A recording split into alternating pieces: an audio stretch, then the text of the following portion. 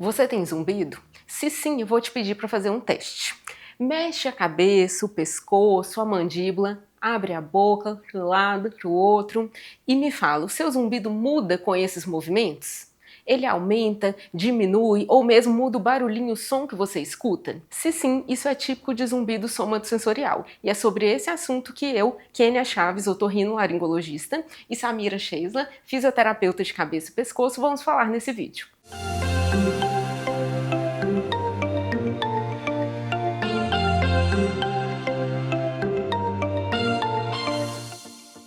Samira, primeiro me conta, como que um movimento, como que um músculo pode causar um som, um zumbido no ouvido?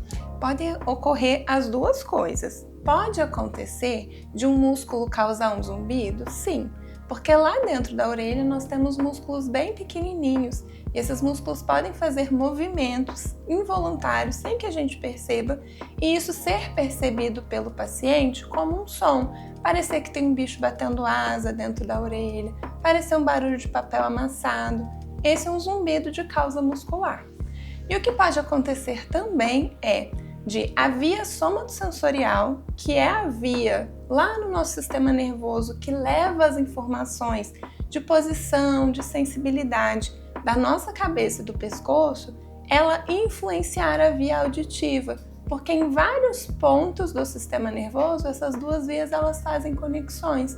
Então é o caso do paciente que ao fazer alguns movimentos com a mandíbula, com a cabeça, o pescoço ou até com os olhos, ele percebe uma modificação da intensidade, volume, do zumbido ou até mesmo do tipo de som. Interessante.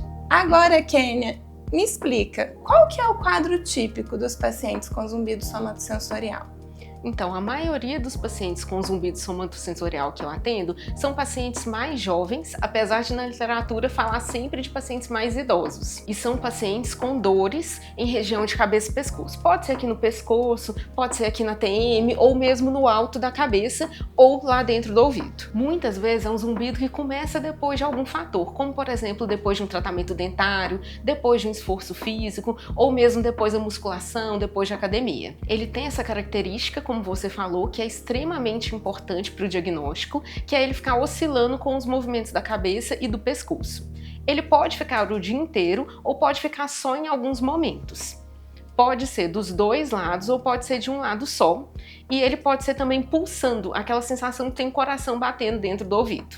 Nesses casos, quando é de um lado só e com a sensação de pulsação, de coração batendo no ouvido, a gente tem que fazer o diagnóstico diferencial com tumor. Então, nesses casos, é muito importante fazer um exame de imagem antes de falar que o zumbido é só somatosensorial. Mas agora, vamos falar da parte boa, né? Eu falo que eu adoro tratar esse zumbido porque tem uma resposta muito boa com a fisioterapia. Então, Samira, explica pra gente como que a fisioterapia atua nesses casos. O primeiro passo é fazer uma avaliação fisioterapêutica detalhada daquele paciente, porque aí nós vamos conseguir perceber exatamente quais são os músculos, quais os movimentos, quais as articulações que estão influenciando o zumbido no caso daquele paciente. E é a partir daí que eu vou traçar um plano de tratamento personalizado para aquela pessoa. E esse plano de tratamento, ele pode incluir técnicas de terapia manual, pode incluir o uso de neuromodulação não invasiva, a depender de cada paciente.